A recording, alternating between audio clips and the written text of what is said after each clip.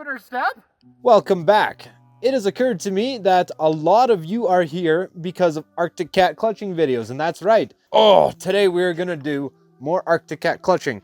I've been running this CV Tech clutch on my M8, my 2014 M8. It's got about 500 clicks on it, maybe a little bit more than that.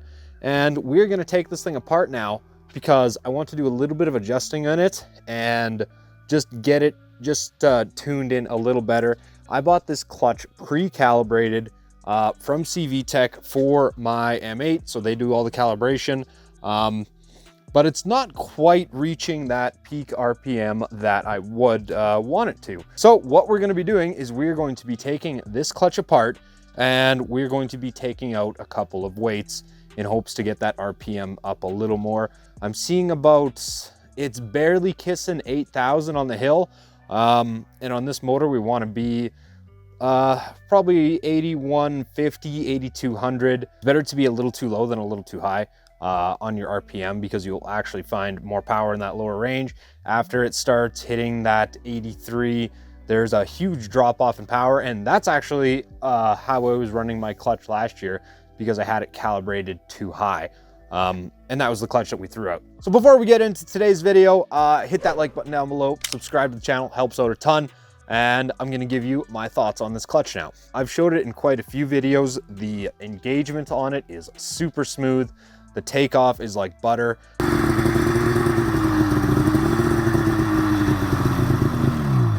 That is nice. Way better than the stock Team Arctic clutching. The Team Arctic drive clutching really isn't all that great. The engagement's always really rough on them, and that's not to be confused with Team Industries clutching. Those clutches are very good. I'm talking about what Arctic Cat calls their Arctic drive clutching. I haven't had good luck with them, mainly because I spend a lot of time on and off the throttle. That clutch is doing so much shifting for me. It's getting hot, and it just can't keep up because I've burned through 3 of them already. So we've been trying the CV Tech one out, and it has been very good, but I think I can get a little bit more RPM out of it. Yeah, hasn't been blowing belts, hasn't been squealing. It's been giving me all my power, except we need to get it just tuned in just a little better. But I've been very happy with it so far. A few of you sent me videos of yours blowing up. I have all my miles on mine yet, and I don't see any problems with it yet. I haven't cleaned this clutch. I haven't done anything to it. So as we open it up here, this will be the first time it's ever been open, and we'll take a look at how this clutch goes together, the shim weights that drive it, and we will be doing some adjustment on it. With the power block for the Arctic Cat clutching, I was able to pull off the clutch with the Arctic Cat puller. The only thing I needed to do was I needed to trim just a little bit of that collar off because the end of the clutch was hitting the end of this collar before this was hitting the inside of the crank. So I was fighting the clutch itself instead of trying to pull it off the crank. But as soon as I trimmed off just this little bit on this Arctic Cat clutch puller, it came off just like butter. It worked great. All right, let's get this clutch open. I've never been into one of these before, and they don't really work the same way a regular clutch does. So let's pop into it, see what's going on in there. Okay, so we have everything we need here to take apart our clutch. These are the shim weights. We're going to be taking shim weights out of this clutch, but these are some extra ones that they throw in. I got a little scale there because we're going to be measuring what is in there. We're actually going to use this clutch holder here. So this is a 33 millimeter holder. It works on team clutches. It works on Arctic drive clutches. I think it may even work on Polaris clutches as well, P85s. But it just goes in there like that. And then we are just going to pop the bolt on it. So there we go, and now we can just stick it in the vise and it'll make it just a little bit easier for us to work on.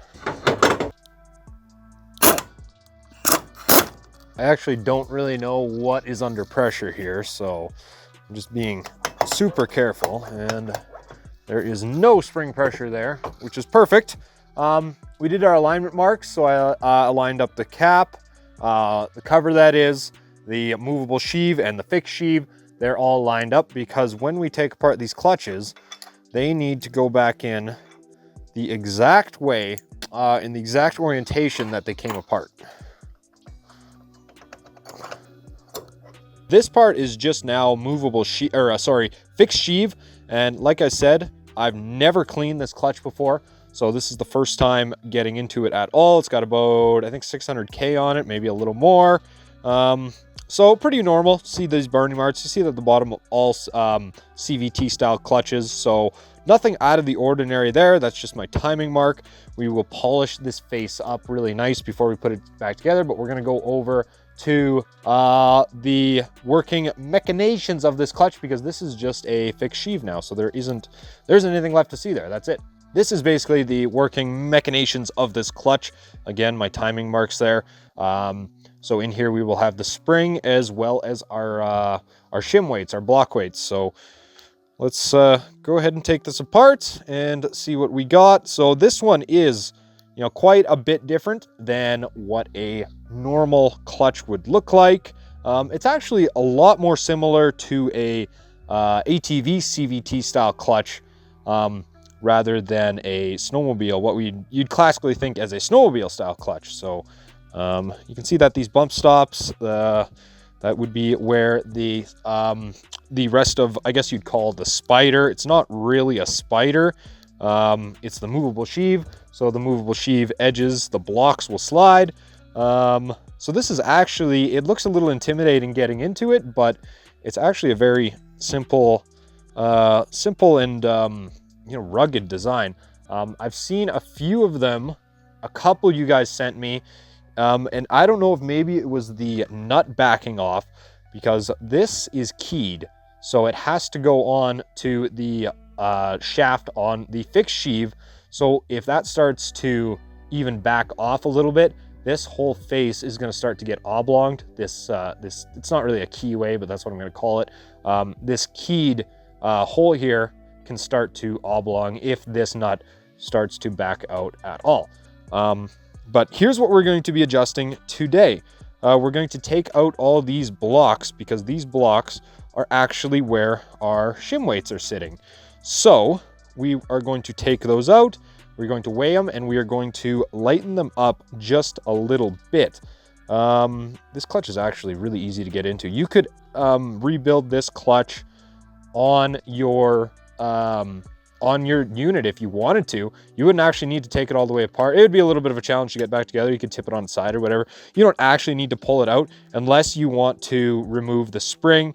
I'll show you how to do that real quick. I'm not going to do it today because I don't need to, but I'll pop it on the clutch compression tool real quick here, and we will have a look at it. So if we decided we wanted to take out this spring, and I'm not going to do it today, but I will just show you how it's done.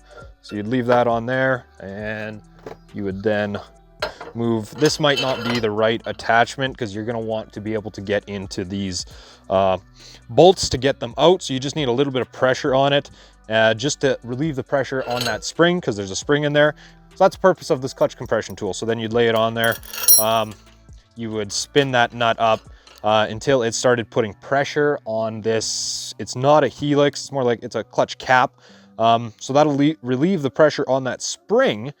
And from there, you can just go ahead and loosen off all the cap screws that hold the spring cover on. So it's nice you actually don't need to do that to adjust the weights like you would even in a team clutch, for example.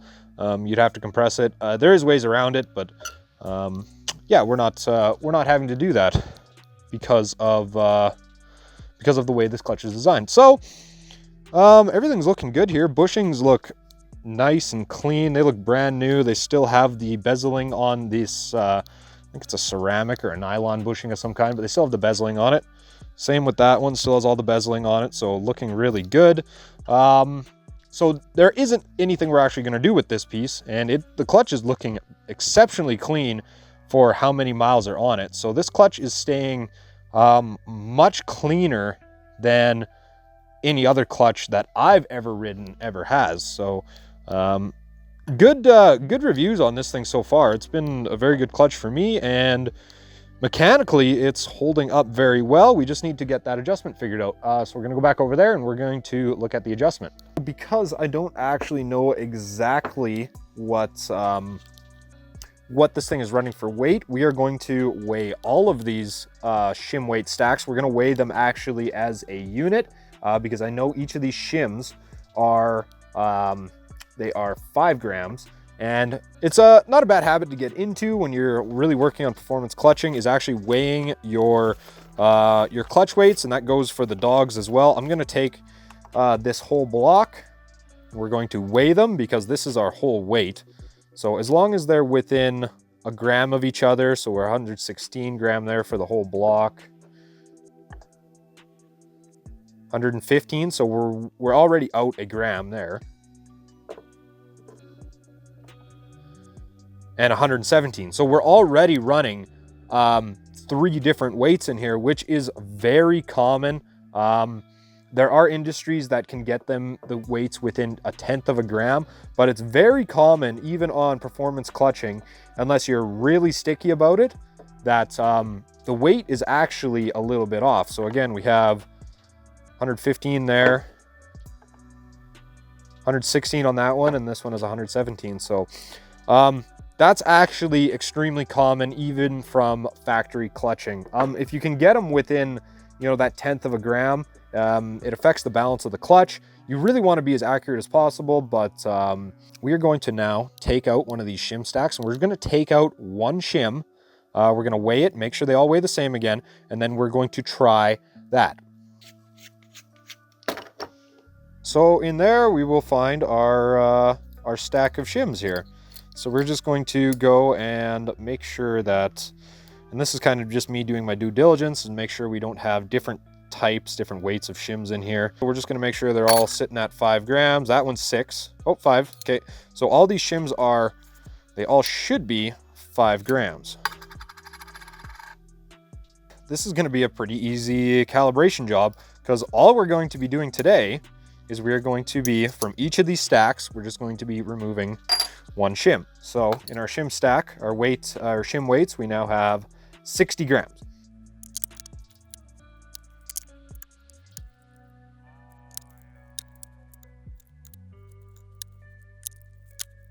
And then the last thing we're going to do is just verify everything is the same weight. So we're down to 110.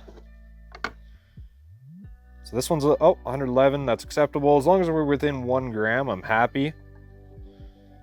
So 110. So we have all our shim stacks now to specification. So we can go ahead and start reassembling this clutch now. These are our old shims. We're going to save those because we might need to adjust the shim weights at a later date. Who knows? Might happen, you never know. So these are, they are directional. So they do have to, these blocks have to go in a certain way. You can't, well, it's pretty obvious if you put them in backwards. Now we are going to put our cover back on. We're going to make sure that our timing marks are in the right place. And now we just simply do our reassembly. Again, making sure our timing marks are lined up properly. So what you really want to do here is you just want to make sure that when you're putting this washer on, you really want to make sure that these lugs are aligned with the hex on the clutch shaft. You don't want to be able to spin this washer, because you don't want to do it like this, because then you're going to be squishing the washer down over the clutch, and honestly it's probably not going to make it far. So really want to make sure that that washer is sitting in that that keyed drive shaft properly. Then we're going to pop this in the clutch holder over there, and we're going to torque it. It says I think 82 to 102 foot-pounds. We're just going to give her 100 foot-pounds of torque. And I'm going to give it a drop of Loctite just because I like to be safe. So we'll just give her a drop of Loctite real quick too.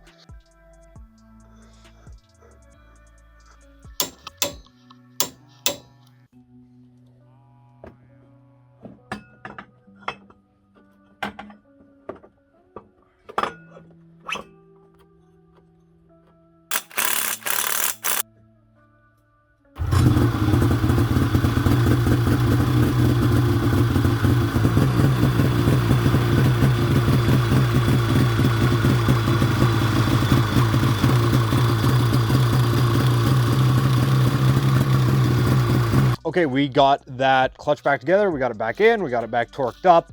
What do you say we just go right out to the proving grounds right now, get it in the back of the heavy Chevy, and see how much a 5 gram difference makes on that clutch.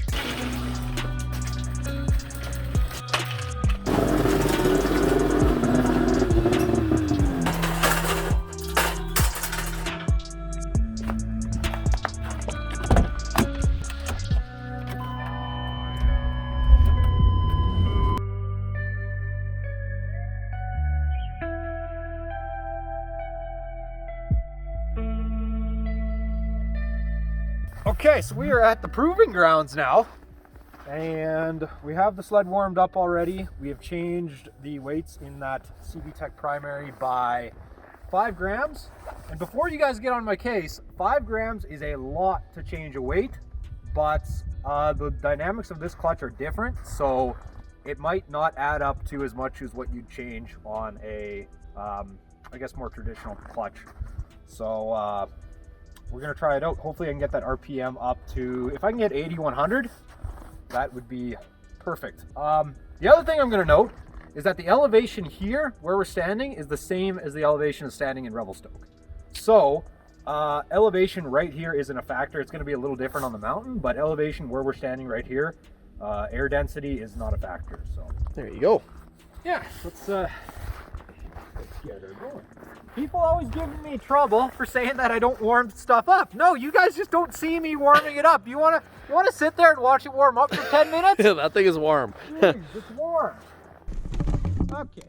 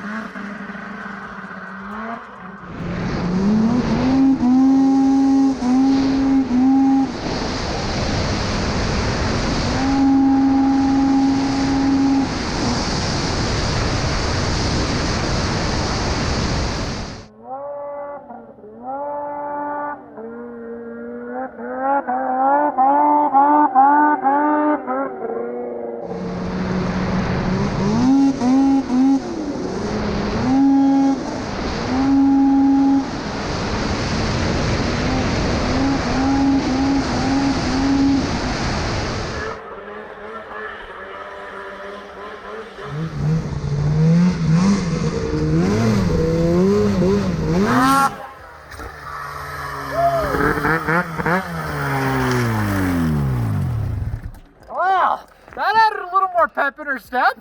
Was it screaming now for you? Yep. Yep. So if I held it and really romped on her, I could get it to kiss 8,200. Oh yeah. Which is like the highest I'd want to go. Yeah.